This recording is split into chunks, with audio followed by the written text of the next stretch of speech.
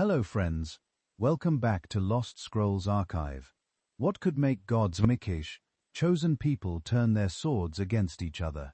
How did 12 tribes united under one God become two warring kingdoms? Here's what will blow your mind. The split happened in just one day. A single conversation destroyed centuries of unity. But here's the real mystery. Why did God allow his own people to destroy each other? Why didn't he stop the bloodshed?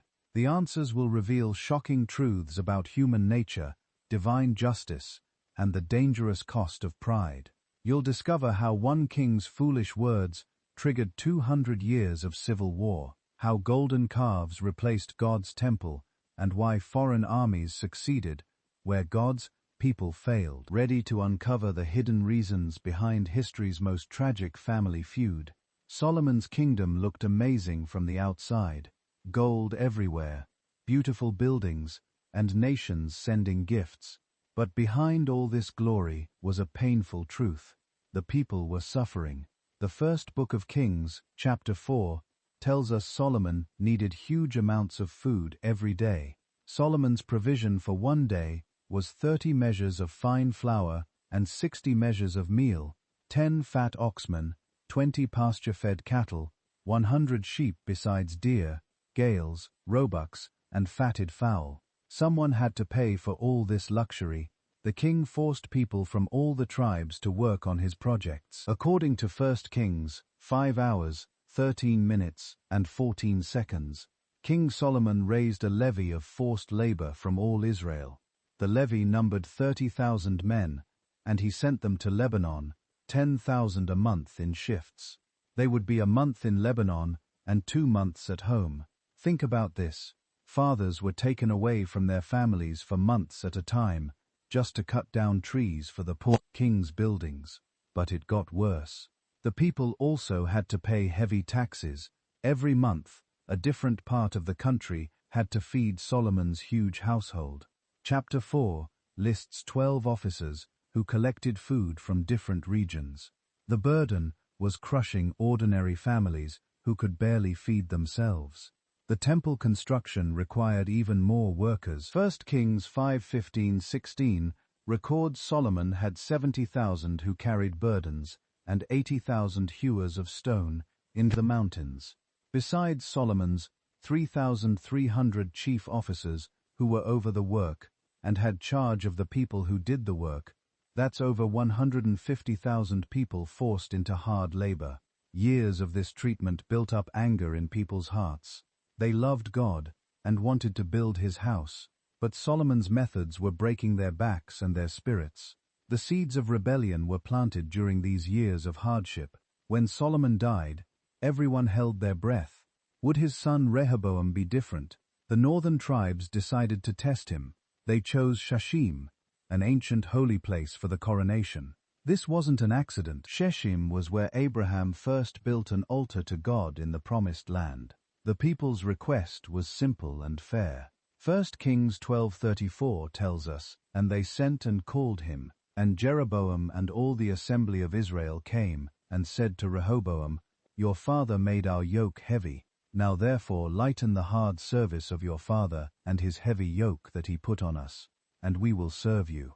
They weren't asking to overthrow the kingdom. They just wanted relief from the crushing burden Solomon had placed on them. They were willing to serve Rehoboam if he would just be more merciful than his father. Rehoboam asked for 3 days to think about it. This seemed wise at first. During these 3 days, he talked to 2 different groups of advisors. First came the old men who had served his father. These experienced counselors gave him smart advice in verse 7. "If you will be a servant to this people today, and serve them, and speak good words to them when you answer them, then they will be your servants forever." These older men understood something important. A good king serves his people, not the other way around. They had seen how Solomon's harsh policies created problems, and they wanted Rehoboam to learn from those mistakes. But Rehoboam didn't like this advice. He wanted to show everyone how, so he turned to his young friends, guys who had grown up with him in the palace. These young men had never worked hard or struggled like ordinary people. They told him exactly what his pride wanted to hear. The 3 days were up. The people gathered at Shechem, hoping for good news. But what they heard shocked them. Rehoboam had chosen to follow the advice of his young foolish friends instead of the wise elders. Kings 1:3,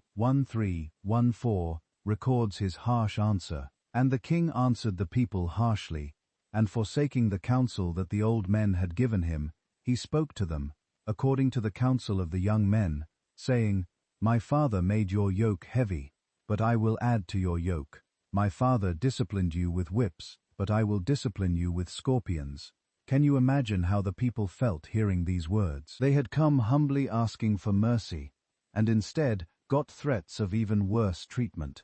Rehoboam was basically saying, You think Solomon was tough? You haven't seen anything yet. The mention of scorpions was especially cruel.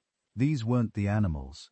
They were whips with metal pieces attached that would tear flesh when used. Rehoboam was promising to torture his own people into submission. But here's what Rehoboam didn't understand. You can't rule people through fear forever. His father's harsh methods had already pushed the people to their limit. Now Rehoboam was threatening to make things even worse. The crowd's mood changed instantly. The hope in their eyes turned to anger. The respect they had for David's family was being destroyed by this young fool, who cared more about showing off his power than caring for God's people. In just a few minutes, Rehoboam had thrown away decades of loyalty. His pride and the bad advice of his friends were about to tear apart the kingdom his grandfather, David, had built with such care. But God had already been working behind the scenes.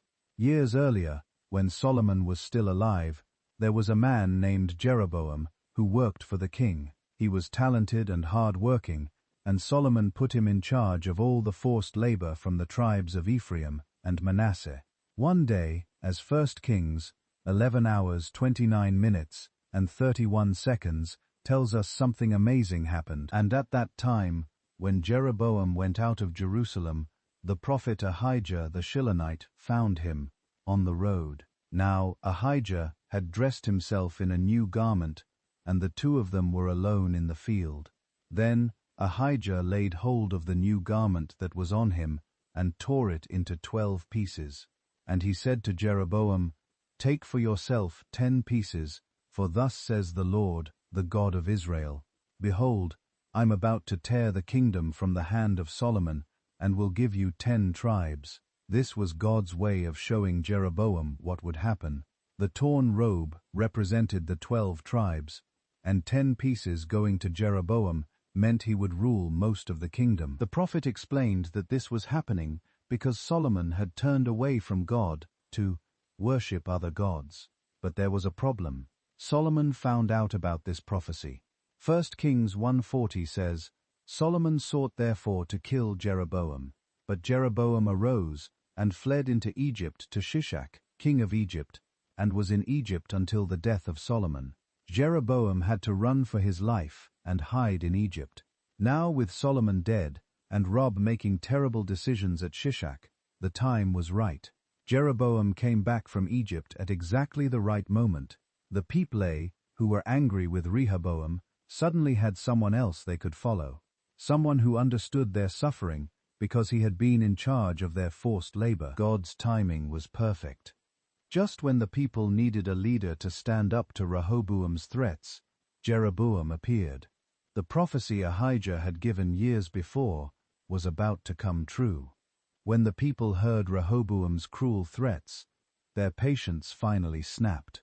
They had tried to be reasonable, asking nicely for relief from their burdens. Instead, they got promises of even worse treatment. It was the last straw. 1 Kings 12:16 captures the moment when everything changed. And when all Israel saw that the king did not listen to them, the people answered the king, What portion do we have in David? We have no inheritance in the son of Jesse. To your tents, O Israel, look now to your own house, David. These weren't just angry words, they were a complete rejection of David's family line. The people were saying they no longer wanted anything to do with the house of David. To your tent, O Israel, was like saying, "We're done with you. We're going home." The rebellion happened incredibly fast. One moment, Rehoboam thought he was about to be crowned king over all 12 tribes. The next moment, 10 tribes were walking away from him, all because of a few foolish words spoken in pride. The northern tribes immediately turned to Jeroboam. Here was a man who understood their struggles, who had worked alongside them during Solomon's harsh labor projects. He knew what it felt like to be pushed around by an uncaring king. As verse 20 tells us, "And when all Israel heard that Jeroboam had returned, they sent and called him to the assembly and made him king over all Israel. There was none that followed the house of David, but the tribe of Judah only." In one day, the united kingdom was gone. David had spent years bringing angel tribes together under one crown. Solomon had made the kingdom rich and powerful, but Rehoboam destroyed it all with his arrogant words and foolish pride. The people weren't rebelling against God. They were rebelling against a king who threatened to treat them like slaves instead of like human beings made in God's image. Rehoboam was shocked. He couldn't believe what had just happened. In his mind, he was the rightful king of all Israel, and these people were just rebels who needed to be put in their place. He decided to use the one tool he understood: force. His first move was to send Adaram, the man in charge of forced labor, to bring the northern tribes back under control. This was probably the worst person he could have chosen. On Kings 12:18 tells us what happened. Then King Rehoboam sent Adaram, who was taskmaster over the forced labor, and all Israel stoned him to death with stones. Think about this choice for a moment. Adaram was the symbol of everything the people hated about Solomon's reign. He was the one who had forced their fathers and brothers into backbreaking labor. Sending him to negotiate was like poking an angry bear with a stick. The people's reaction was swift and violent. They killed Adaram with stones, showing just how much they hated what he represented. This wasn't just anger at one man. It was years of built-up rage finally exploding. The verse continues, "And King Rehoboam hurried to mount his chariot to flee to Jerusalem. The king barely escaped with his life. He had to run away like a criminal, jumping in his chariot and racing back to the safety of his own city. This failed mission made everything worse. Instead of showing strength, Rehoboam had shown that he was weak and out of touch. Instead of bringing the tribes back together, he had driven them further away. The blood of Adaram was now between them, making any peaceful saluter. The northern tribes saw that Rehoboam would rather use violence than listen to their concerns. This convinced them they had made the right choice in rejecting him. There was no going back now. What had been one nation under God was now 2 separate kingdoms. The division was complete and shocking. Jeroboam ruled the northern 10 tribes from his capital in Shechem, while Rehoboam controlled only Judah and Benjamin from Jerusalem. The split wasn't just political. It cut right through families and friendships. Brothers who had fought side by side in David's army now found themselves on opposite sides of a border. Towns that had traded freely with each other were now in different countries. Kings 12:21 shows us how serious this division was. When Rehoboam came to Jerusalem, he assembled all the house of Judah and the tribe of Benjamin, 180,000 chosen warriors to fight against the house of Israel to restore the kingdom to Rehoboam, the son of Solomon. Rehoboam was preparing for war against his own people. He gathered almost 200,000 soldiers ready to force the northern tribes back under his control, through violence. The kingdom that David had built through unity and God's blessing was about to be torn apart by civil war. But the tragedy went deeper than politics. This split was also God's judgment on Solomon's unfaithfulness. 1 Kings 1 chapter 1 verse 113 had warned this would happen. Therefore, the Lord said to Solomon, "Since this has been your practice, and you have not kept my covenant and my statutes that I have commanded you, I will surely tear the kingdom from you and will give it to your servant. Yet for the sake of David, your father, I will not do it in your days, but I will tear it out of the hand of your son, Solomon's worship of other gods had consequences that reached beyond his own life. His son was paying the price for his father's spiritual failures. The kingdom was being torn apart, exactly as God had warned. Now Israel had 2 kings instead of 1, 2 capitals instead of 1, and soon there would be 2 different ways of worshipping God. The unity that had made Israel strong was gone. Just when it looked like the situation couldn't get worse, God stepped in. Rahab was ready to march north with his huge army and force the rebellious tribes back under his control. Civil war seemed certain. Brother would fight brother, and the promised land would be soaked in Hebrew blood. But God had other plans.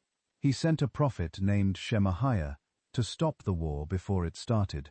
1 Kings 12 hours 22 minutes and 24 seconds records this crucial moment. But the word of God came to Shemaiah, the man of God. Say to Rahab the son of Solomon, king of Judah, and to all the house of Judah and Benjamin, and to the rest of the people, thus says the Lord, you shall not go up or fight against your brothers, the sons of Israel.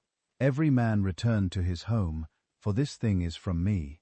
God's message was clear and shocking. He called the northern tribes your brothers. They weren't enemies to be destroyed, but family members who had been driven away by foolish leadership. More importantly, God said, this thing is from me. The division wasn't just human politics gone wrong, it was part of God's plan. This must have been hard for Rehoboam to hear. He probably expected God to support his right to rule all 12 tribes. Instead, God was telling him to accept the division and go home peacefully. But here's something amazing. They obeyed. The last part of verse 24 says, so they listened to the word of the Lord and went home again according to the word of the Lord. 180,000 armed warriors ready for battle simply laid down their weapons and went home because God said so. This showed that despite all the political chaos, there were still people in both kingdoms who respected God's word. They chose to obey the Lord rather than follow their natural desire for revenge and conquest. The immediate crisis was over, but the damage was done.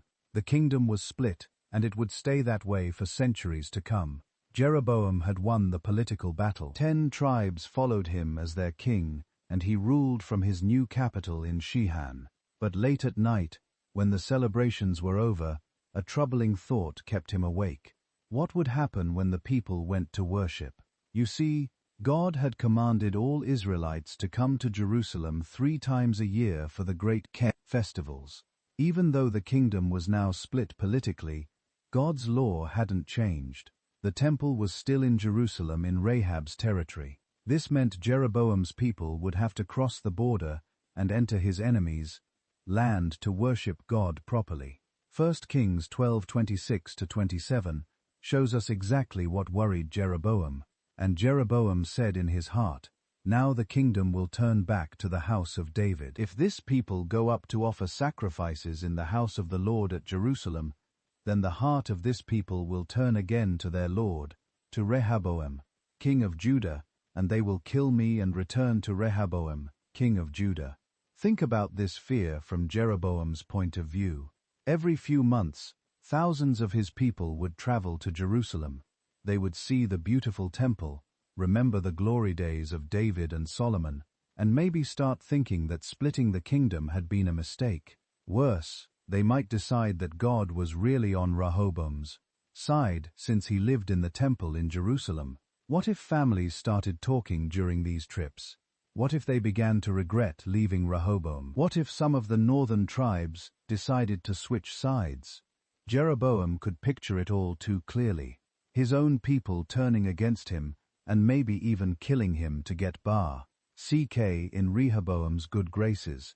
This fear ate at Jeroboam day and night. He had worked so hard to become king, and now it felt like his throne could disappear every time his people went to worship. But instead of trusting God, who had made him king in the first place, Jeroboam decided to take matters into his own hands. He began planning something that would solve his political problem, but create a spiritual disaster that would last for centuries. Fear was about to make him do something that would break God's heart and destroy his own soul. Jeroboam came up with what he thought was a brilliant solution. If he couldn't stop his people from wanting to worship, he would give them somewhere else to worship, right in his own kingdom. But this wasn't going to be just any worship. Jeroboam was about to make one of the most tragic mistakes in Israel's history. The king called his best craftsmen and ordered them to make 2 golden calves. These weren't small statues. They were large enough for people to see from a distance, impressive enough to compete with the temple in Jerusalem. When the calves were finished, Jeroboam placed one in Dan, at the very northern tip of his kingdom, and the other in Bethel, near the southern border. 1 Kings 12:8-9 tells us what happened next. So the king took counsel and made 2 calves of gold. And he said to the people, "You have gone up to Jerusalem long enough. Behold your gods, O Israel, who brought you up out of the land of Egypt." And he set one in Bethel, and the other he put in Dan. Can you hear the lies in Jeroboam's words? First, he told the people they had been going to Jerusalem long enough, as if worshipping God in his chosen place was some kind of burden they could just stop doing. Second, and much worse, he called these golden calves your gods and claimed they were the ones who had brought Israel out of Egypt. This was exactly what the Israelites had done in the wilderness when Moses was on Mount Sinai. Back then, they had made a golden calf and said the same words, "These are your gods, O Israel, who brought you up out of the land of Egypt." God had been furious then, and he was furious now. Jeroboam's plan was clever from a political standpoint. Dan and Bethel were at opposite ends of his kingdom, so people from anywhere in the northern tribes could easily reach one of them. They wouldn't have to make the long, dangerous journey to Jerusalem anymore, and they certainly wouldn't have to enter Rahab's territory and risk switching sides. But Jeroboam had made a fatal mistake. He was treating worship like a business decision, as if the location and method of worship didn't matter to God. He thought he could just create his own religion to serve his political needs. The people should have refused.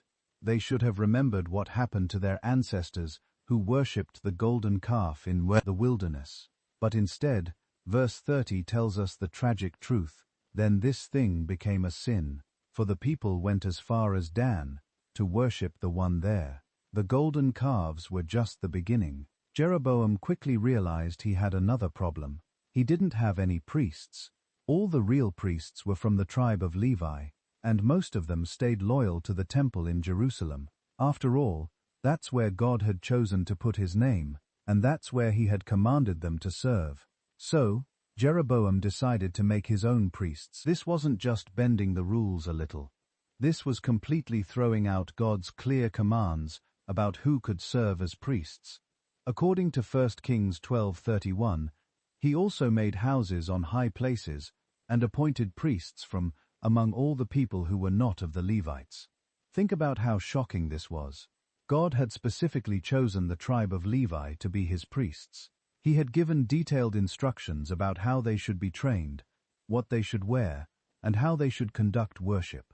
These weren't suggestions, they were direct commands from the Creator of the universe. But Jeroboam didn't care about God's commands. He cared about keeping his kingdom together. So, he basically put up a help-wanted sign and hired anyone who obliged.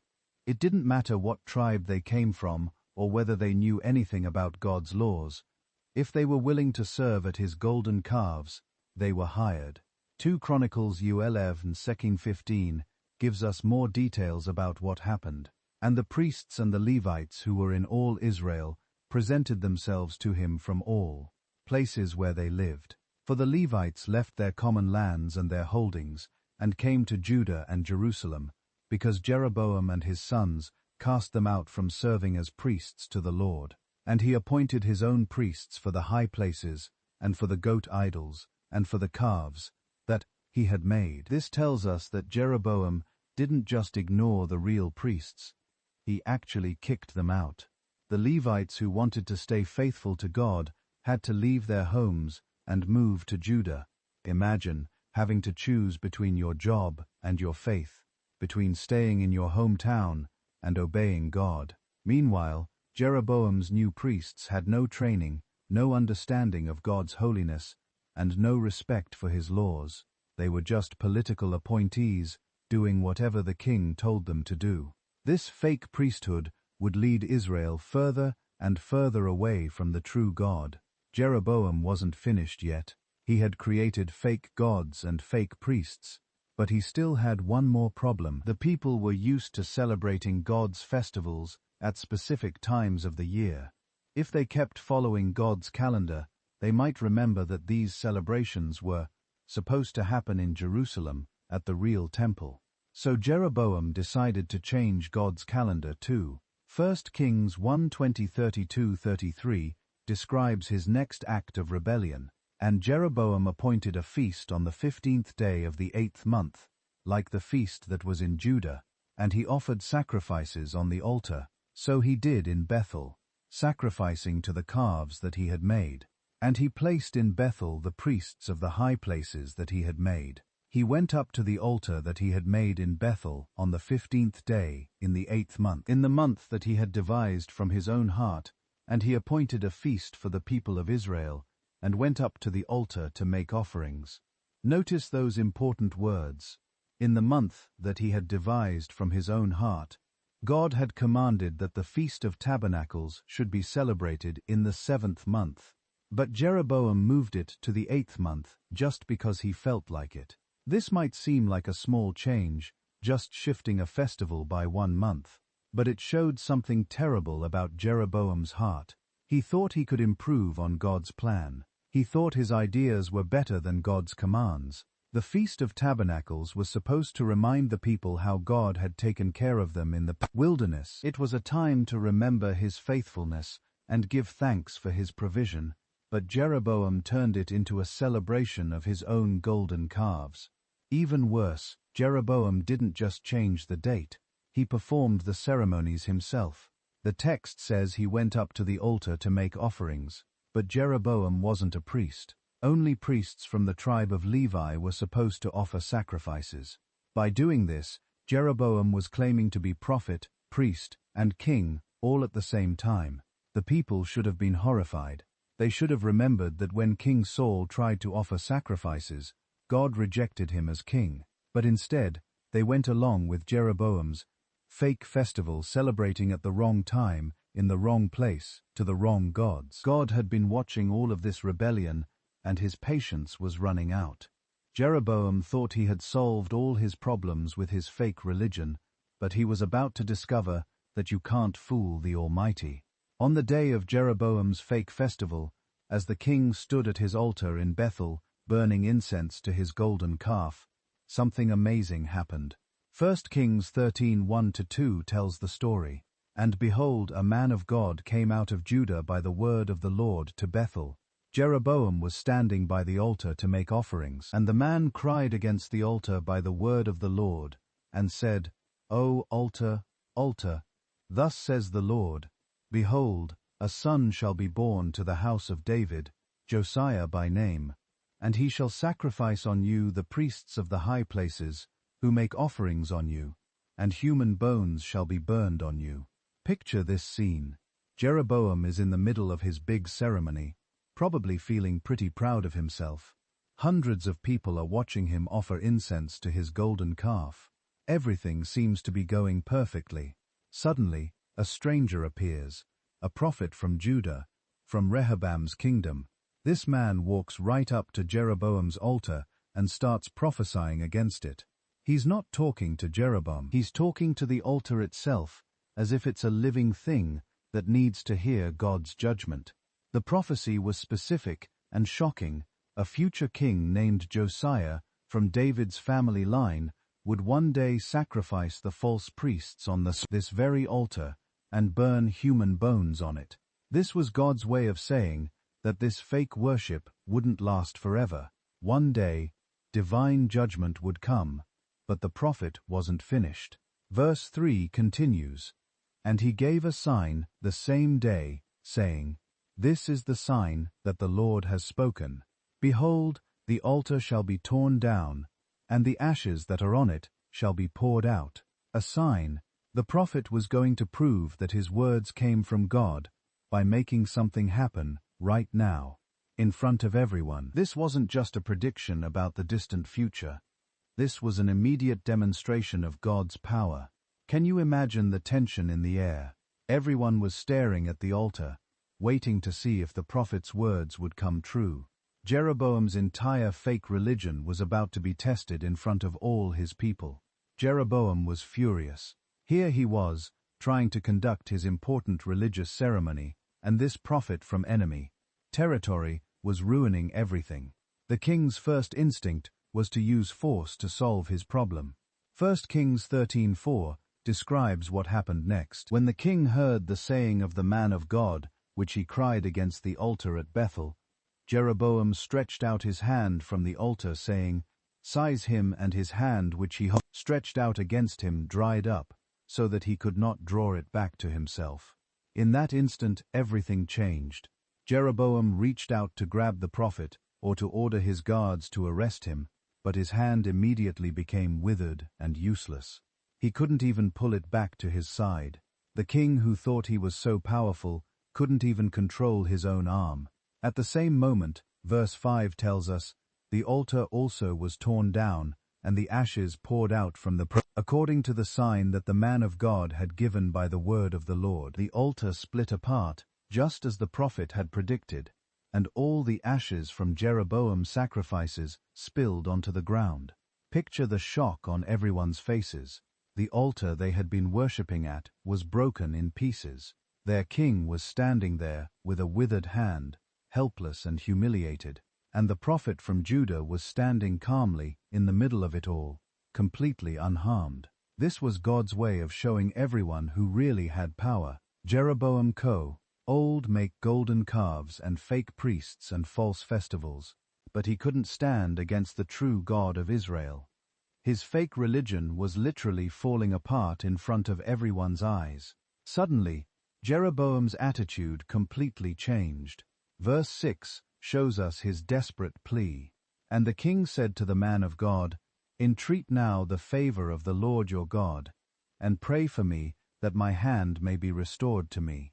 And the man of God entreated the Lord, and the king's hand was restored to him and became as it was before. Notice that Jeroboam called God the Lord your God, not my God, or our God. Even in his moment of need, he still wasn't ready to fully acknowledge the God he was rebelling against. But the prophet was merciful. He prayed for Jeroboam, and God healed the king's hand immediately. This was grace that Jeroboam didn't deserve, a demonstration of God's mercy even to those who rebel against him. You would think this amazing demonstration of God's power would end the story perfectly. The prophet had delivered his message, proved God's power, and even shown mercy to the rebel king. But what happened next shows how dangerous it can be to disobey God, even in small things.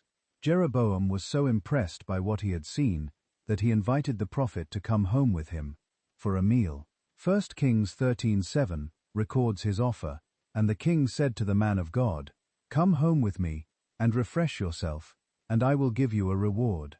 But the prophet refused, explaining the instructions God had given him in verse 9. "For so was it commanded me by the word of the Lord, saying, You shall neither eat bread nor drink water, nor return by the way that you came."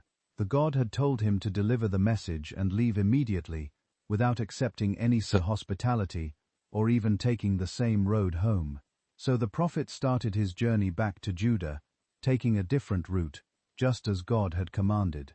Everything should have been fine, but there was an old prophet living in Bethel who heard about what had happened at the altar. This old prophet was curious about the man from Judah. According to verses 11 to 18, he saddled his donkey and rode after the young prophet.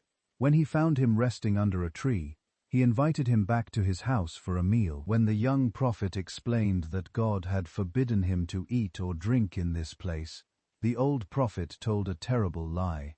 Verse 18 records his deception. "And he said to him, I also am a prophet as you are. And an angel spoke to me by the word of the Lord, saying, Bring him back with you into your house, that he may eat bread and drink water." But he lied to him. The Exile young prophet believed this lie and went back to eat with the old prophet. But during the meal, God spoke through the old prophet himself, delivering a shocking message in verses 21 to 22. And he cried to the man of God who came from Judah, "Thus says the Lord, because you have disobeyed the word of the Lord, and have not kept the command that the Lord your God commanded you, but have come back and have eaten bread and drunk water in the place of which he said to you, Eat no bread and drink no water, your body shall not come to the tomb of your fathers." The very man who had lied to the prophet was now prophesying his death for disobedience. It was a tragic irony. The old prophet had caused the problem, but God still used him to announce the judgment. Sure enough, verse 24 tells us what happened. And when he had gone, a lion met him on the road and killed him, and his body was thrown in the road, and the donkey stood beside it. The lion also stood beside the body. This wasn't a normal lion attack. The lion didn't eat the prophet or hurt the donkey. It just killed the man and then stood guard over the body, as if it were following specific orders from God. You would think that after seeing his altar destroyed, his hand withered and healed, and a prophet killed for disobedience, Jeroboam would finally get the message. God had shown his power in the most dramatic ways possible. Any reasonable person would have repented and turned back to the true worship of God. But Jeroboam's heart was already too hard. 1 Kings 13:3-34 tells us the tragic ending. After this thing, Jeroboam did not turn from his evil way, but made priests for the high places again, from among all the people. Anywho, who would he ordained to be priests of the high places? And this thing became sin to the house of Jeroboam, so as to cut it off and to destroy it from the face of the earth. Even after everything he had seen, Jeroboam went right back to his fake religion. He kept making priests from ordinary people, instead of Levites. He continued worshipping his golden calves. He kept celebrating his fake festivals at the wrong times. This wasn't just stubbornness, this was spiritual blindness. Jeroboam had seen God's power with his own eyes, felt it in his own body, but he still chose to rebel. His political fears were stronger than his reverence for God. The text says this became sin to the house of Jeroboam. It wasn't just Jeroboam who would pay for this rebellion. His entire family line would be destroyed because of the choices he made.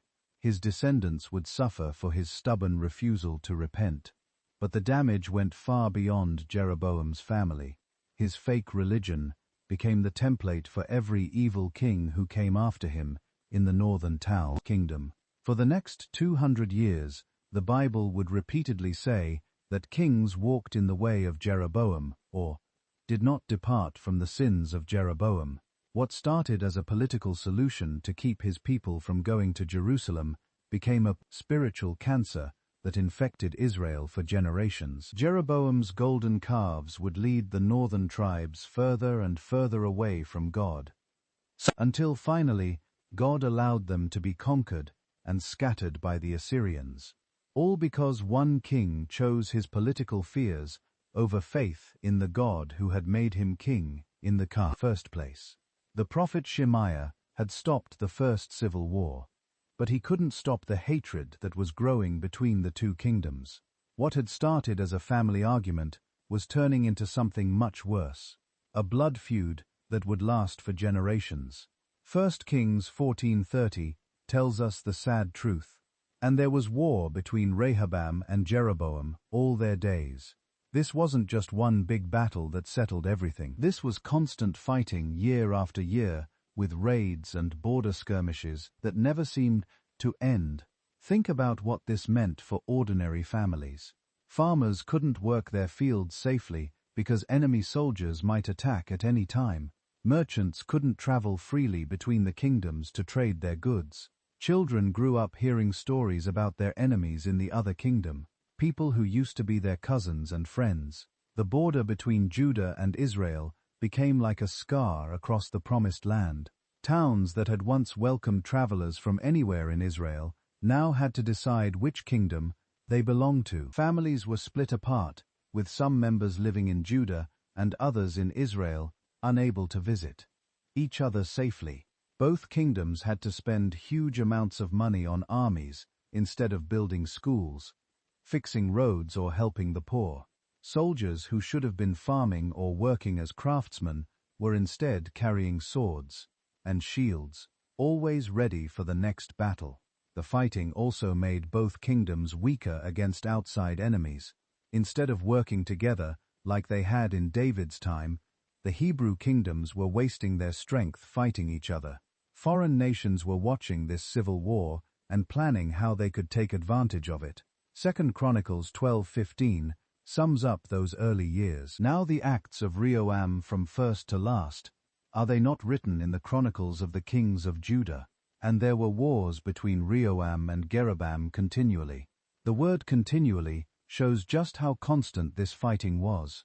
What made it even sadder was that both sides were losing.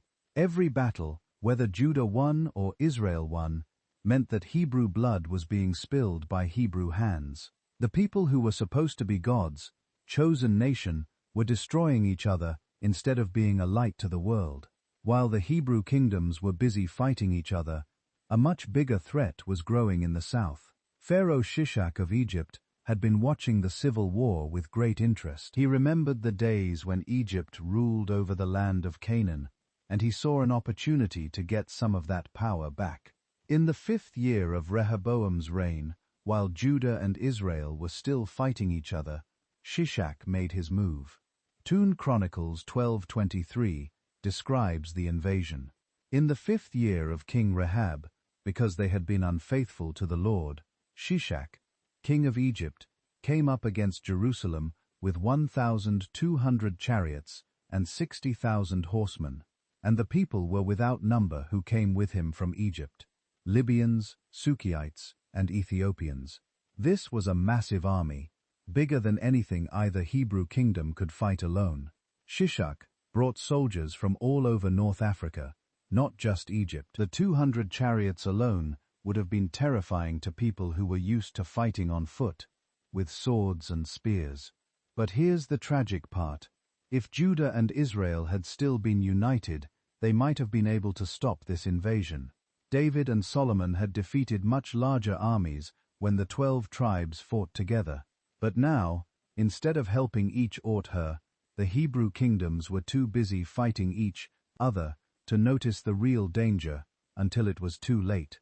Shishak's army swept through Judah like a flood. 2 Chronicles 12:4 tells us, "And he took the fortified cities of Judah and came as far as Jerusalem." All of Judah's defenses, built over many years, fell one by one. The cities that should have protected Jerusalem were captured, leaving the capital exposed. When Shishak finally reached Jerusalem, Rehoboam had no choice but to surrender. The prophet Shemi came to the king with a message from God. In verse 5, "Then Shemi the prophet came to Rehoboam and to the princes of Judah who had gathered at Jerusalem because of Shishak, and said to them, 'Thus says the Lord, you abandoned me, so I have abandoned you to the hand of Shishak.'" God was allowing this invasion as punishment for Judah's unfaithfulness. But when Rehoboam and his officials humbled themselves, God showed mercy. He promised that Jerusalem wouldn't be completely destroyed, but there would still be a heavy price to pay. Verses 9 to 11 describe what happened next. So Shishak, king of Egypt, came up against Jerusalem and took away the treasures of the house of Grat, the Lord, and the treasures of the king's house. He took away everything. He also took away the shields of gold that Solomon had made, and King Rehoboam made in their place shields of bronze, and committed them to the hands of the drowned, officers of the guard who kept the door of the king's house. And as often as the king went into the house of the Lord, the guard came and carried them, and brought them back to the guardroom. All the gold that Solomon had used to make the temple beautiful was gone. The golden shields that had shown Israel's glory were replaced with cheap bronze copies. Egypt had robbed God's house while his people were too busy fighting each other to protect it. When Rehoboam died, his son Abijah became king of Judah. You might think that after Egypt's devastating invasion, both kingdoms would realize they needed to stop fighting each other. But the hatred had grown too deep. The civil war continued into the next generation. Jeroboam gathered a huge army of 800,000 men to fight against Judah, but Abijam could only muster 400,000 soldiers. The odds were 2-1 against Judah, and it looked like Israel was about to win a crushing victory. But before the battle began, something remarkable happened. 2 Chronicles 13:34 tells us, Abijam went out to battle with an army of valiant men of war, 400,000 chosen men, and Jeroboam drew up his line of battle against him with 800,000 chosen mighty men. Then Abijam stood up on Mount Zen, that is in the hill country of Ephraim, and said, Hear me, Jeroboam and all Israel. Abijam climbed up on a mountain where both armies could hear him, and he gave one of the most powerful speeches in the Bible. This wasn't just political trash talk before a battle.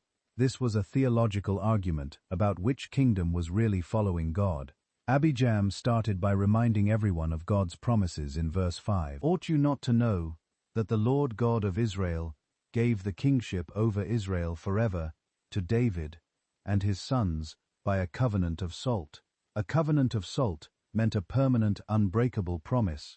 God had chosen David's family to rule, not Jeroboam. Then Abijam got to the heart of the problem in verse 8.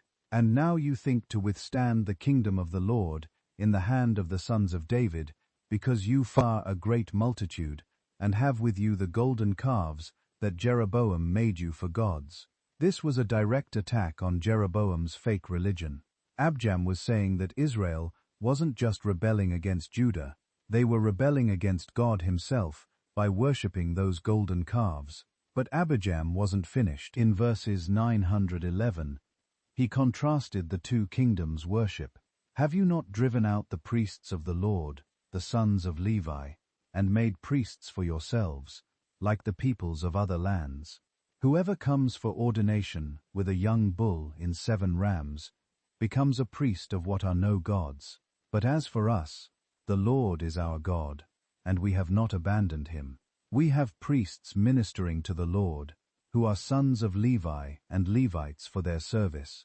They offer to the Lord every morning and every evening burnt offerings and incense of sweet spices, set out the showbread on the table of pure gold, and care for the golden lampstand that its lamps may burn every evening. For we keep the charge of the Lord our God, but you have abandoned him. This speech turned the coming battle into something much bigger than a political fight. Jam was saying this was a war between true worship and false worship, between obedience to God and rebellion against him. After Abijam finished his speech, you might think Jeroboam would have been ashamed and called off the battle. Instead, the northern king decided to use a sneaky military trick. While Abijam was talking, Jeroboam quietly sent part of his army around behind Judah's forces. 2 Chronicles 13 hours, 13 minutes, and 14 seconds describes what happened. Jeroboam had sent an ambush around to come upon them from behind. Thus his troops were in front of Judah, and the ambush was behind them. And when Judah looked, behold, the battle was in front and behind. And they cried out to the Lord, and the priests blew the trumpets. Suddenly Judah was trapped. They had enemies in front of them and enemies behind them, with nowhere to run. Any military expert would have said Judah was doomed, but instead of panicking, they did something that showed their faith was real. They cried out to God for help. The priests blew their trumpets, not to signal retreat, but to call on the Lord to fight for them. This was the same kind of faith that Joshua had shown at Jericho, trusting God to win impossible battles. And God answered their prayer in an amazing way. Verse 15 tells us, Then the men of Judah raised the war cry. And when the men of Judah raised the war cry, God defeated Jeroboam and all Israel before Abijam and Judah. Notice that it says, God defeated Israel, not Judah defeated Israel. This was clearly a supernatural victory. When Judah's soldiers shouted their battle cry, God himself joined the fight on their side. The results were devastating for the northern kingdom. Verse 17 gives us the shocking numbers. Abijam and his people struck them with great force, so that 500,000 chosen men of Israel fell, slain. 500,000 soldiers from Israel died in one battle. This was one of the bloodiest days in the history of the Hebrew people. Verse 18 explains why this happened. Thus, the people of Israel were subdued at that time, and the people of Judah prevailed, because, Astlot, reside, they relied on the Lord, the God of their fathers. The key was that Judah relied on the Lord, while Israel relied on their golden calves and fake priests. But this victory came at a terrible cost. Yes, God had shown his power and defended those who trusted in him. But 500,000 Hebrew men were dead, men who had wives and children waiting for them to come home. The civil war had reached a new level of tragedy, with entire generations wiped out in a single day. Jeroboam never recovered from this defeat. Verse 20 tells us, Jeroboam did not recover his power in the days of Abjam, and the Lord struck him down, and he died. The king who had led Israel into idolatry was finally judged by the God he had rejected. When Abjam died, his son Asa became king of Judah. Unlike his father and grandfather, Asa was a man who truly wanted to follow God with all his heart. He looked around his kingdom and saw all the idols and pagan worship places that had been built, and he decided to clean house. 2 Chronicles 14:25 describes Asa's reforms. And Asa did what was good and right in the eyes of the Lord his God. He took away the foreign altars and the high places, and broke down the pillars, and cut down the pelt, and the pelleter, and commanded Judah to seek the Lord, the God of their fathers, and to keep the law and the... He also took out of all the cities of Judah the high places and the incense altars, and the kingdom had rest under him. This was exactly what Judah needed. Asa wasn't just getting rid of obvious pagan idols. He was also tearing down the high places where people tried to worship God in the wrong way. He wanted his people to worship only at the temple in Jerusalem, just as God had commanded. The results were amazing. The kingdom had rest under Asa, meaning there was peace and prosperity. When a nation follows God's ways, he blesses them with security and success. But the peace didn't last forever. In the northern kingdom, a new king named Baasha had taken power, and he wasn't about to let Judah get too strong. 1 Kings 15:16 tells us, and there was war between Asa and Baasha, king of Israel. All their days, the endless cycle of fighting was continuing into another generation. Even though Asa was trying to follow God, and even though Judah had won that great victory at Mount Zamarim, the two kingdoms still couldn't find peace. Baasha decided to try a new strategy. Instead of meeting Judah in open battle, he would strangle them economically. First, Kings 15:17 explains his plan. And Baasha, king of Israel, went up against Judah and built Ramah that he might permit no one to go out or come into Asa, king of Judah. Ramah was a town just 5 miles north of Jerusalem. By building a fortress there, Baasha could control the main road between Judah and the northern kingdoms.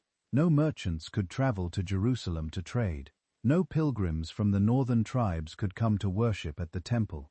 Baasha was trying to isolate Judah and cut off their connections to the outside world. This was a smart military move, but it put Asa in a terrible position. He couldn't attack Ramah directly because it was too well fortified.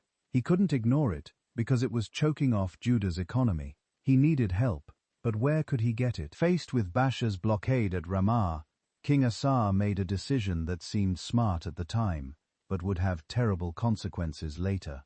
He decided to ask for help from Ben-Hadad, the king of Syria. This wasn't just asking for advice or moral support.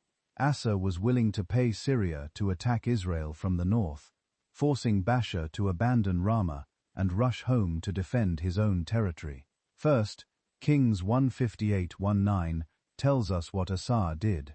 Then Asa took all the silver and the gold that were left in the treasures of the house of the God, and the treasures of the king's house, and gave them into the hands of his servants. And King Asa sent them to Ben-Hadad, the son of Tabman, the son of Hion, king of Syria, who lived in Damascus, saying, "There is a covenant between me and you, as there was between my father and your father. Behold, I am sending to you a present of silver and gold. Go break your covenant with Baasha, king of Israel, that he may withdraw from me." Think about what Asa was doing here. He was taking treasure from God's temple, gold and silver that was supposed to be used for worship, and giving it to a pagan king to hire him as a mercenary. He was also asking Ben-Hadad to break his treaty with Israel, which meant Asa was encouraging lying and betrayal. But the plan worked, at least in the short term. Verse 20 tells us, "And Ben-Hadad listened to King Asa, and sent the commanders of his armies against the cities of Israel, and conquered Eon, Dan, Abel, Beth, Mara, and all Sin, with all the land of Naphtali." Syria attacked the northern part of Israel, capturing several important cities. Baasha had no choice but to adorn his fortress at Ramah, and rush north to fight the Syrians. Asa's strategy had succeeded. The blockade was broken. 1 Kings 15:22 shows us what happened next. Then King Asa made a proclamation to all Judah, none was exempted, and they carried away the stones of Ramah and its timber, with which Baasha had been building, and with them King Asa built Gibeah of Benjamin and Mizpah. Asa didn't just tear down Baasha's fortress, he used the materials to build his own fortifications at Gibeah and Mizpah. These new forts would protect Judah's northern border and prevent Israel from trying the same trick again. But God wasn't happy with Asa's methods. 2 Chronicles 16:79 records what the prophet Hanani told the king at that time. Hanani the seer came to Asa, king of Judah, and said to him, "You relied on the king of Syria, and did not rely on the Lord your God. The army of the king of Syria has escaped out of your hand. Were not the Ethiopians and the Libyans a huge army, with very many chariots and horsemen? Yet because you relied on the Lord, he gave them into your hand. For the eyes of the Lord run to and fro throughout the whole earth, to give strong support to those whose heart is blameless toward him. You have done foolishly in this, and from now on you will have wars."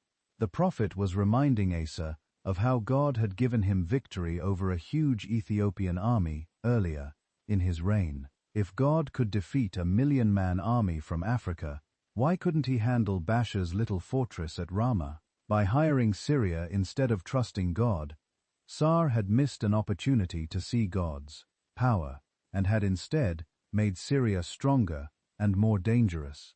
The worst part was Hanani's final warning, "From now on, you will have wars." Asa's alliance with Syria had solved one problem, but created many bigger ones. Foreign nations now knew they could play the Hebrew kingdoms against each other for profit. While Judah was dealing with Syrian alliances and border fortresses, the northern kingdom of Israel was falling apart from the inside. The fake religion that Jeroboam had created wasn't just leading people away from God. It was destroying the moral foundation that held society together. God had warned that Jeroboam's family would be destroyed because of his sins, and that prophecy came true in brutal way. 1 Kings 15:27-8 tells the story. Baasha the son of Ahijah of the house of Issachar conspired against him, and Baasha struck him down at Gibbeton, which belonged to the Philistines. For Nadab and all Israel were laying siege to Gibeon. So Baasha killed him in the 3rd year of Asa, king of Judah, and reigned in his place. Nadab was Jeroboam's son, and he had only been king for 2 years when Baasha murdered him. This wasn't a battle between two armies. This was an assassination, a betrayal by one of Nadab's own officers. The northern kingdom was learning that violence was the easiest way to change governments. But Baasha didn't stop with killing the king. Verse 29 shows us how complete his massacre was. And as soon as he was king, he killed all the house of Jeroboam. He left to the house of Jeroboam not one that breathed until he had destroyed it, according to the word of the Lord that he spoke by his servant Ahijah the Shilonite. Baasha wiped out Jeroboam's entire family, men, women, children, everyone. This fulfilled the prophecy that Ahijah had given years earlier, but it also showed how brutal Israel's politics had become. Murder was now the normal way to start a new dynasty. You might think Baasha would learn from Jeroboam's mistakes, but he didn't. 1 Kings 15:34 tells us, "He did what was evil in the sight of the Lord, and walked in the way of Jeroboam, and in his sin, which he made Israel to sin." Baasha kept the same fake religion, the same golden calves, the same corrupt priesthood, so God sent the same judgment on Baasha's family. The prophet Jew delivered this message in 1 Kings 16:1-3. "And the word of the Lord came to Jay, the son of Hanani, against Baasha, saying, Since I exalted you out of the dust, and made you leader over my people Israel, and you have walked in the way of Jeroboam, and have made my people Israel to sin, provoking me to anger with their sins. Behold, I will utterly sweep away Baasha and his house, and I will make your house like the house of Jeroboam, the son of Nebat." The same pattern repeated exactly. Baasha ruled for 24 years, then died naturally. His son, became king, but only lasted 2 years before being assassinated by his own chariot commander, Zimri. And just like before, the new king killed everyone in the previous royal family. But Zimri's reign was even shorter, only 7 days. When the army heard that Zimri had murdered the king, they declared their commander Omri as the new king and marched on the capital. Zimri was trapped in the palace and burned it down around himself rather than surrender. 1 Kings 16:15-18 summarizes this chaos. In the 27th year of Asa, king of Judah, Zimri reigned 7 days in Zar. Now the troops were encamped against Gibeon, which belonged to the Philistines. And the troops who were encamped heard it said, Zimri has conspired, and he has killed the king. Therefore, all Israel made Omri, the commander of the army, king over Israel, that day in the camp. So Omri went up from Gibeon, and all Israel with him, and they besieged Tar. And when Zimri saw that the city was taken, he went into the citadel of the king's house, and burned the king's house over him with fire, and died. In less than 50 years, Israel had gone through 4 different dynasties, each one ending in murder and massacre. The kingdom that was supposed to be God's chosen people had become a place where violence was the only way to gain power.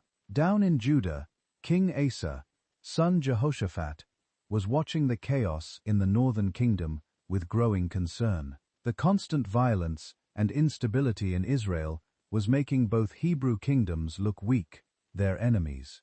Foreign nations were starting to think that God's people were just another collection of warring tribes, no different from any other nation. Jehoshaphat was a godly king who wanted to follow God's ways, and he believed that meant trying to make peace with Israel.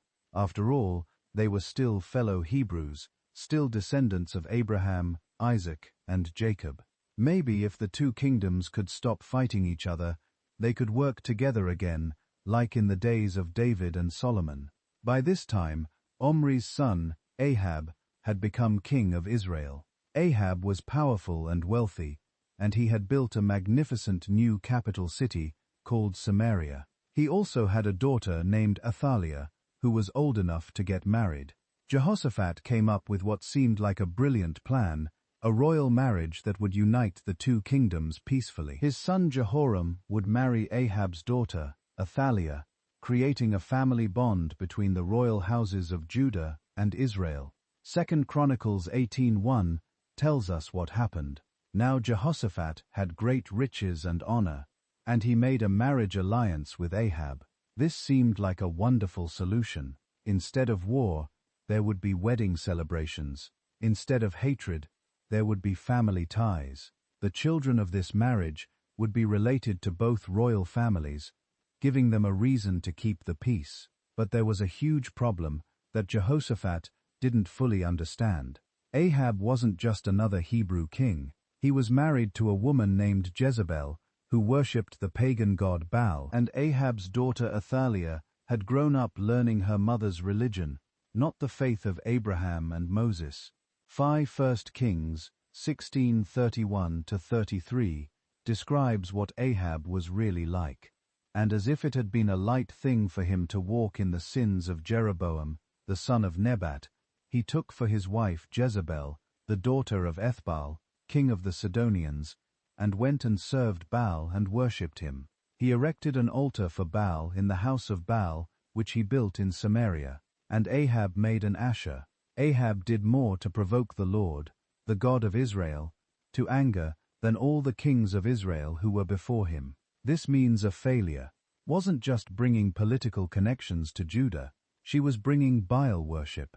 When she married Jehoram, she would influence him to abandon the God of Israel for the pagan gods of her family. The marriage alliance that was supposed to bring peace would instead bring spiritual poison into Judah's royal house.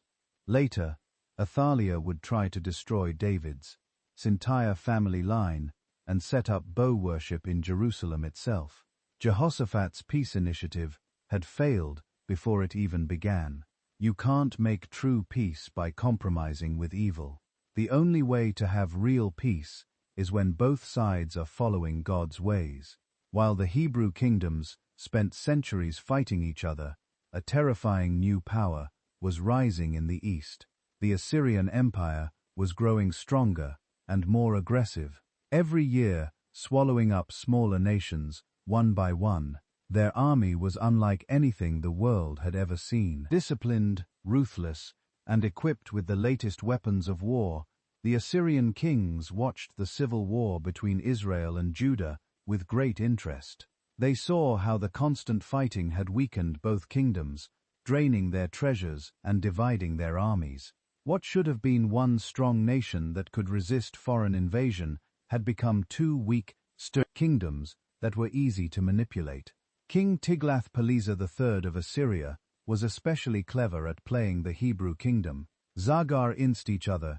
2 Kings 15 hours 19 minutes and 20 seconds tells us about his first move against Israel. Pul the king of Assyria came against the land, and Menahem gave P 1,000 talents of silver that he might help him to confirm his hold on the royal power. And Menahem exacted the money from Israel, that is, from all the wealthy men, 50 shekels of silver from every man, to give to the king of Assyria. So the king of Assyria turned back and did not stay there in the land. Think about what was happening here. Israel was so weak from all their civil wars that they couldn't even fight off this first Assyrian attack. Instead, King Menahem had to pay a huge amount of silver, 1,000 talents, just to make the Assyrians go away. That's like paying a bully to leave you alone, knowing he'll probably come back for more money later. But the worst part was how Menahem got this money. He taxed every wealthy man in Israel 50 shekels of silver. This wasn't just taking money from the royal treasury, this was forcing ordinary citizens to pay tribute to a foreign enemy. The people who should have been protected by their king were instead being robbed to pay off his failures. The Assyrians learned an important lesson from this encounter. The Hebrew kingdoms would pay tribute rather than fight. They were afraid of each other, afraid of losing their thrones, and afraid of the cost of war. This made them perfect targets for Assyrian manipulation. Soon both Israel and Judah were sending tribute to Assyria on a regular basis.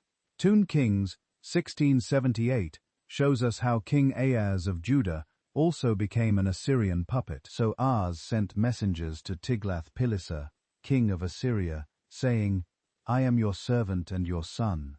Come up and rescue me from the hand of the king of Syria and from the hand of the king of Israel, who are attacking me." And Ahaz took the silver and gold that was found in the house of the Lord and in the treasures of the king's house, and sent a present to the king of Assyria. Ahaz was actually asking Assyria to attack his fellow Hebrews. He was so afraid of Israel and Syria that he invited a foreign empire to come and rescue him. He even took gold and silver from God's temple to pay for this rescue. The division between the kingdoms had become so bitter that they would rather trust foreign enemies than each other. The Assyrians were happy to help for a price. They defeated Syria and Israel, just as Ahaz wanted. but now Judah owed them tribute too. Both Hebrew kingdoms had become vassal states, sending their wealth to Assyria instead of using it to build up their own defenses. By the time Hosa became king of Israel, the northern kingdom was trapped. They had been paying tribute to Assyria for years, and their treasury was almost empty. The people were tired of seeing their money go to foreign masters instead of being used to improve their own lives. Hoshea knew that something had to change, but he was caught between impossible choices. If he kept paying tribute, Israel would slowly bleed to death financially. But if he stopped paying, the Assyrians would come with their army and destroy the kingdom completely. In his desperation, Hosa decided to try a dangerous gamble. He would make a secret alliance with Egypt and stop paying tribute to Assyria. Egypt was the only power in the region that might be strong enough to stand up to the Assyrian war machine. 2 Kings chapter 17:4 tells us about this fateful decision. But the king of Assyria found treachery in Hosa, for he had sent messengers to So king of Egypt, and offered no tribute to the king of Assyria, as he had done year by year. Therefore, the king of Assyria shut him up and bound him in prison. Hosa thought he was being clever by reaching out to Egypt in secret.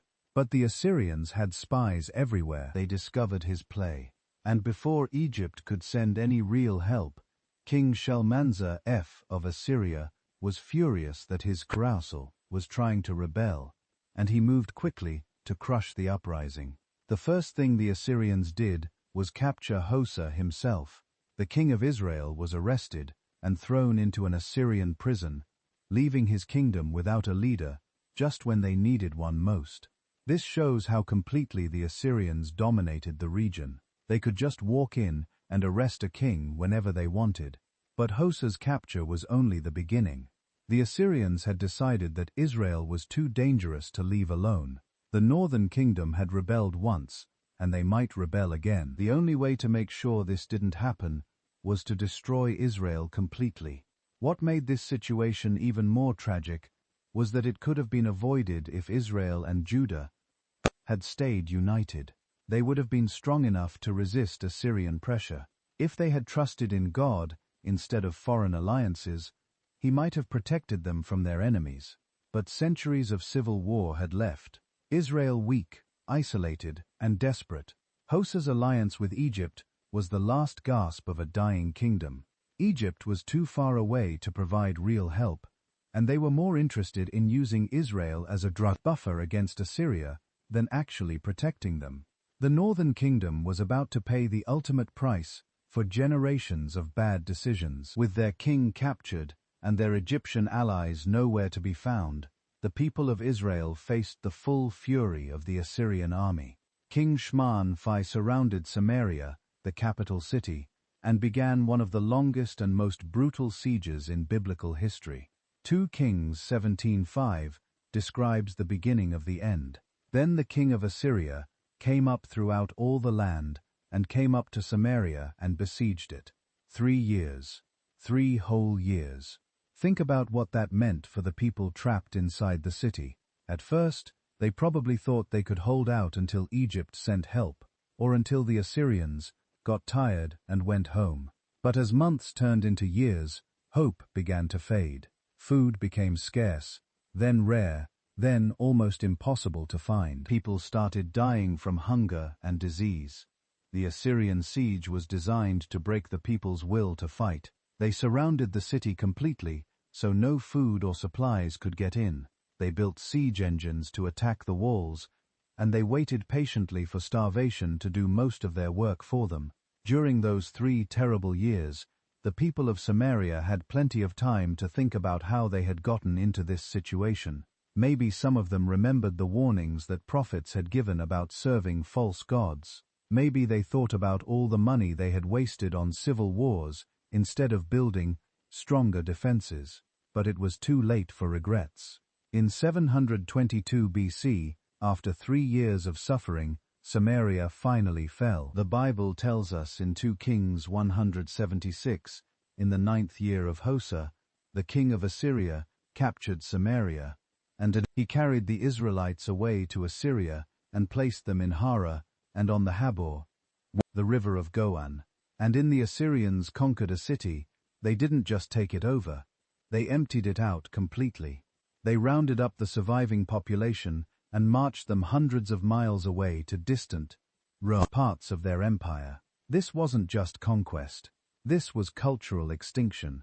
The 10 tribes of the Arnithan kingdom were scattered across the Assyrian Empire, from modern-day Iraq to Iran. They were deliberately mixed in with other conquered peoples, so they would lose their Hebrew identity and never be able to organize a rebellion. Families were split up, communities were destroyed, and the Hebrew language slowly disappeared among the exiles. 2 Kings 17:18 explains why this happened. Therefore, the Lord was very angry with Israel and removed them out of his sight. None was left, but the tribe of Judah only. This wasn't just a military defeat, it was divine judgment. God had warned Israel for centuries through his prophets, but they had refused to listen. The northern kingdom, which had lasted for about 200 years, was gone forever. The 10 tribes became known as the lost tribes of Israel because they disappeared into the Assyrian Empire and never returned as a distinct people. The Assyrians didn't leave the northern territory empty after they deported the Israelites. Empty land was useless land, and the Assyrian Empire was all about maximizing profit and control. So they brought in people from other parts of their empire to settle in what used to be Israel. 2 Kings 17:24 tells us about this population replacement. And the king of Assyria brought people from Babylon, and from Cutha, and from Ava, and from Hamath, and from Seph, and placed them in the cities of Samaria instead of the people of Israel. And they took possession of Samaria and lived in its cities. Think about what the promised land that God had given to Abraham, Isaac, and Jacob was now being settled by pagans from all over the Assyrian Empire. Babylonians were living in towns where Hebrew families had worshipped God for generations. Foreigners were farming fields that had been passed down through Israelite families for centuries. But the Assyrians had made one big mistake. They didn't bring enough people to fill all the empty towns and villages. Much of the northern territory was left wild and dangerous, with wild animals moving into the 3 abandoned settlements. Worse yet, these new settlers didn't know how to worship the God of Israel, and God was not happy about having his land filled with pagans. 2 Kings 17:25-26 describes what happened. And at the beginning of the year dwelling there, they did not fear the Lord. Therefore, the Lord sent lions among them, which killed some of them. So, the king of Assyria was told, "The nations that you have carried away and placed in the cities of Samaria do not know the law of the God of the land. Therefore, he has sent lions among them, and behold, they are killing them because they do not know the law of the God of the land." The Assyrian king realized he had a problem. His new settlers were being killed by lions, and his local administrators told him it was because they weren't worshipping the local God properly. From the Assyrian point of view, every land had its own gods that needed to be respected, or there would be trouble. So the king came up with a solution that seemed logical to him. 2 Kings chapter 17:28 tells us, "Then the king of Assyria commanded, 'Send there one of the priests whom you carried away from there, and let him go and dwell there, and teach them the law of the God of the land.' So one of the priests whom they had carried away from Samaria came and lived in Bethel, and taught them how they should fear the Lord. One of the exiled Israelite priests was sent back to teach the new settlers how to worship God. But remember, this priest probably came from the corrupted northern kingdom, where they had been worshipping golden calves and mixing pagan practices with Hebrew religion for 200 years. The result was a complete religious mess. These foreign settlers started worshipping the God of Israel, but they also kept worshipping their own pagan gods from their original countries. 2 Kings 17:33 sums it up. So they feared the Lord, but also served their own gods after the manner of the nations from among whom they had been carried away. Over time, these mixed populations began to intermar with the few Hebrews who had been left behind. Their descendants became known as the Samaritans, a mixed race that combined Hebrew blood with foreign blood and Hebrew religion with pagan religion. When the Jews from Judah later returned from their own exile in Babylon, they would despise these Samaritans and refuse to have anything to do with them. The division that had started with Rehoboam and Jeroboam had created a new kind of hatred that would last for centuries. With the northern kingdom destroyed and its people scattered, Judah suddenly found itself in a terrifying position. For 200 years, Israel had served as a buffer between Judah and the great empires of the north. Even though the two kingdoms had been enemies, Israel had still absorbed some of the pressure from foreign invaders. Now that buffer was gone, Judah was alone, facing the full might of whatever empire wanted to dominate the region. And unfortunately for them, an even more powerful empire than Assyria was rising in the east, Babylon. The Babylonians had conquered the Assyrians and taken over their empire. Now they were looking south, toward the small kingdoms that had survived Assyrian rule. Egypt was still a major power in the region, and the land between Egypt and Babylon became a constant battleground, as these two superpowers fought for control. Judah was caught right in the middle of this conflict. They were too small to fight either Egypt or Babylon directly, but they were too important geographically to be ignored. Whoever controlled Judah controlled the main road between Asia and Africa. King Josiah of Judah tried to stay independent by not taking sides in the conflict between Egypt and Babylon. A 2 Kings 23:29 shows us how impossible this was. In his days, Pharaoh Necho, king of Egypt, went up to the king of Assyria, to the river Euphrates. King Josiah went to meet him, and Pharaoh Necho killed him at Megiddo when he saw him. Josiah tried to stop the Egyptian army from marching through his territory to fight the Babylonians, but he was killed in the attempt. This shows how completely the great powers dominated the region. They would march their armies wherever they wanted, and any small kingdom that got in the way would be crushed. After Josiah's death, Judah became a puppet state, first of Egypt, then of Babylon. 2 Kings 24:1 tells us in his days, Nebuchadnezzar, king of Babylon, came up, and Jehoiakim became his servant. 3 years. Then he turned and rebelled against him. Just like Israel before them, Judah was forced to pay tribute to a foreign empire, and just like Israel, they eventually tried to rebel when the burden became too heavy. But Judah had learned nothing from Israel's destruction. They made the same mistakes, trusted the same warnings from God's prophets. The difference was that Judah was facing an even more powerful enemy than Israel had faced. The Babylonian Empire under Nebuchadnezzar was larger, richer, and more militarily advanced than Assyria had ever been, and Judah was trying to resist them without any help from other Hebrew kingdoms. If David's united kingdom had still existed, it might have been strong enough to maintain independence from Babylon, at least for a while. The combined armies of all 12 tribes, along with their accumulated wealth and strong fortifications, could have put up a real fight. But that unity was long gone. Judah stood alone, weakened by centuries of civil war, drained by paying tribute to foreign empires, and surrounded by enemies on all sides.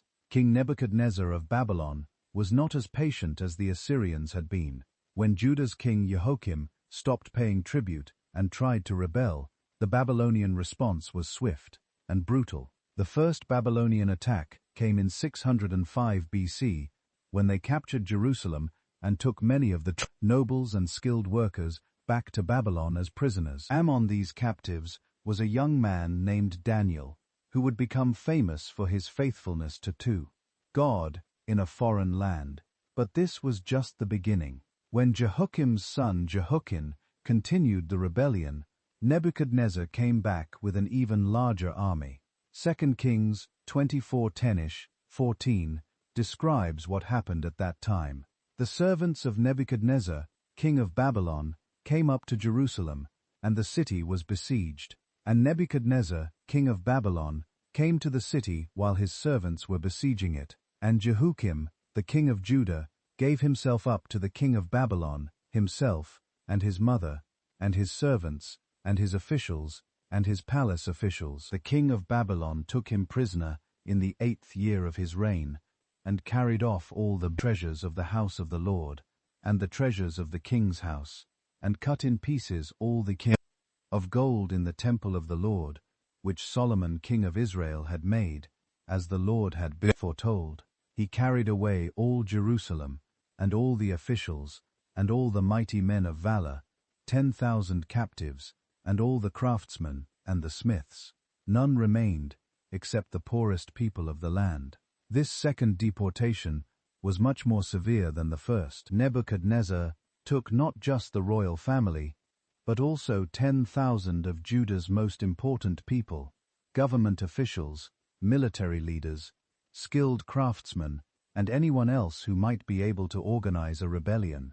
He also stripped the temple of all its remaining treasures. The golden vessels that Solomon had made for worship were cut up and carried away to Babylon. The house that was supposed to be the center of worship for all 12 tribes was being systematically looted by pagans. But even this wasn't enough to teach Judah's leaders humility. Nebuchadnezzar appointed Zedekiah, Jehoiakim's uncle, as the new king, hoping he would be grateful enough to stay loyal. But a fat 9 years of rule, Zedekiah also tried to rebel. This final rebellion was the last straw for Nebuchadnezzar. 2 Kings 25:12 tells us, "And in the 9th year of his reign, in the 10th month, on the 10th day of the month, Nebuchadnezzar, king of Babylon, came with all his army against Jerusalem and laid siege to it, and they built siege works all around it. So the city was besieged till the 11th year of King Zedekiah. For almost 2 years, Jerusalem was under siege. Like Samaria before it, the city was slowly starved into submission. The people inside ate anything they could find, including things that God's law said were unclean. When the city finally fell in 586 BC, Nebuchadnezzar showed no mercy. 2 Kings 2:58-1 describes the complete destruction in the 5th month, on the 7th day of the public. That was the 19th year of King Nebuchadnezzar, king of Babylon.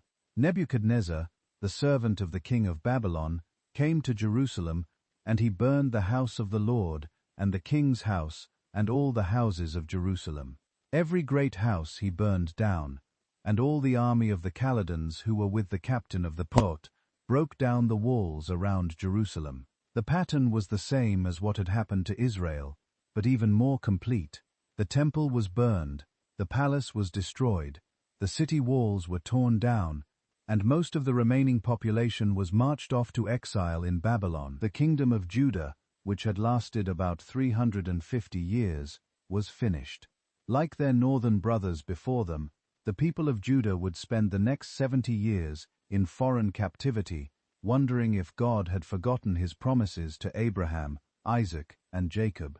Of all the destruction that Nebuchadnezzar brought to Jerusalem, nothing was more heartbreaking than what happened to Solomon's temple.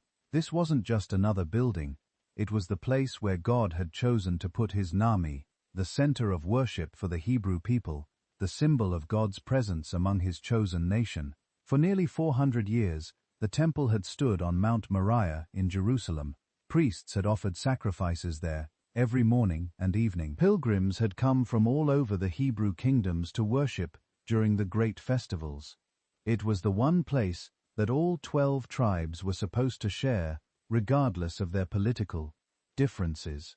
But the civil war between Israel and Judah had corrupted even this holy place. When Jeroboam set up his golden calves in Dan and Bethel, he had effectively declared that people didn't need to come to Jerusalem to worship God. The northern tribes had stopped making pilgrimages to the temple, depriving it of both worshippers and financial support. Even worse, some of the kings of Judah had brought pagan idols into the temple itself. They had set up altars to foreign gods in the same building where the Ark of the Covenant was kept. The house that was supposed to be dedicated only to the true God had become contaminated with false worship. 2 Kings 25 verse 13, 117, gives us the painful details of the temple's destruction and the pillars of bronze that were in the house of the Lord, and the stands in the bronze sea that were in the house of the Lord. The Chaldeans broke in pieces and carried the bronze to Babylon, and they took away the pots and the shovels and the pillows and the dishes for incense, and all the vessels of bronze used in the temple service, the fire pans also, and the bowls. What was of gold, the captain of the guard took away as gold, and what was of silver, as silver. As for the 2 pillars, the one sea, and the stands that Solomon had made for the house of the Lord, the bronze of all these vessels was beyond weight. The height of the one pillar was 18 cubits, and on it was a capital of bronze. The height of the capital was 3 cubits. Its lattice work and pomegranates, all of bronze, were all around the capital, and the second pillar had the same with the lattice work. Every piece of metal in the temple was either carried away or broken up for easier transport. The 2 massive bronze pillars that had stood at the entrance, Jachin and Boaz, were smashed to pieces. The bronze sea where the priests washed themselves was destroyed. All the golden and silver vessels used in worship was stolen. But the worst part wasn't just the looting, it was the burning. Verse 9 had told us that the Babylonians burned the house of the old. The beautiful cedar wood that Solomon had imported from Lebanon went up in flames. The gold plating on the walls melted and ran down like water. The curtains and tapestries were reduced to ash. When the fire finally died out, nothing was left but blackened stone walls and piles of rubble. The place where God's glory had once appeared in a cloud was now open to the sky. Wild animals would soon be nesting where the priests had once sung God's praises. The destruction of the temple was more than just a military victory for Babylon. It was a theological crisis for the Hebrew people. How could God allow his own house to be destroyed? Did this mean that the Babylonian gods were stronger than the God of Israel? Had the promises made to Abraham, Isaac, and Jacob been broken forever? Some of the Hebrew captives in Babylon would spend decades wrestling with these questions. They would sit by the rivers of Babylon and weep when they remembered Jerusalem. They would hang up their harps because they couldn't bear to sing the songs of Zion in a foreign land. What had started almost 1,000 years earlier with God's promise to Abraham had seemingly come to a tragic end. God had told Abraham that his descendants would be as numerous as the stars in the sky, and that they would be a blessing to all the nations of the earth. For a while, it had looked like that promise was coming true. Under David and Solomon, the 12 tribes had been united into a powerful kingdom that dominated the entire region. Foreign nations had come to Jerusalem to see the wisdom of Solomon and the glory of God's house. Israel had truly been a light to the nations, but the division between Israel and Judah had changed everything. Instead of being a blessing to the world, the Hebrew people had become an example of what happens when God's people turn away from his ways. Instead of showing the nations how to live in peace and prosperity, they had spent centuries destroying each other. Now, in 586 BC, both Hebrew kingdoms were gone. The 10 northern tribes had been scattered across the Assyrian Empire and had lost their identity as God's people. The southern tribes of Judah and Benjamin were in exile in Babylon, wondering if they would ever see their homeland again. 2 Kings 25:21 sums up the catastrophe in just a few words. So, Judah was taken into exile out of its land. The promised land that God had given to their ancestors was now occupied by foreigners. The covenant that God had made with Moses on Mount Sinai seemed to be broken beyond repair. But the scattering went deeper than just physical exile.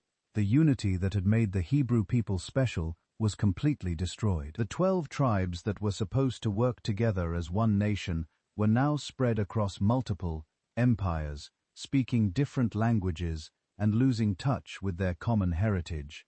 Some of the exiles in Babylon would eventually return to rebuild Jerusalem and the temple, but they would never again be the united kingdom that David had created. The northern tribes would never return as distinct groups.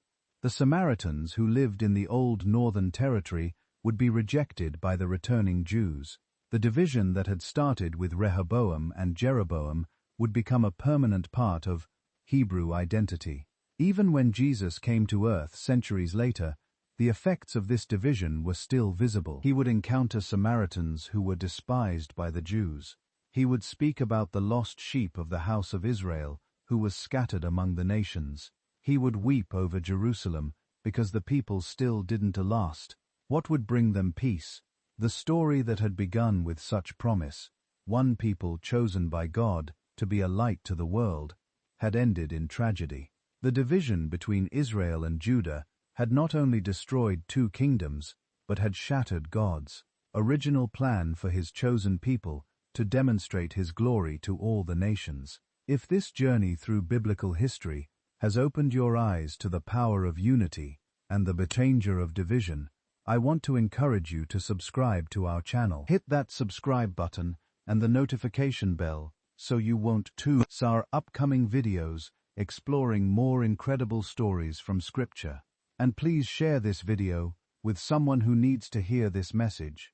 Whether it's a friend struggling with division in their own life, a family member interested in biblical history, or someone who's never heard these stories before, your share could change their perspective forever. What lesson from the conflict between Israel and Judah spoke to you the most? Drop a comment below, and let's continue this conversation. I read every single comment and love hearing your thoughts on these ancient stories that still speak to us today. Until next time, remember that God's plans for unity and restoration are always stronger than human pride and division. Thanks for watching, and I'll see you in the next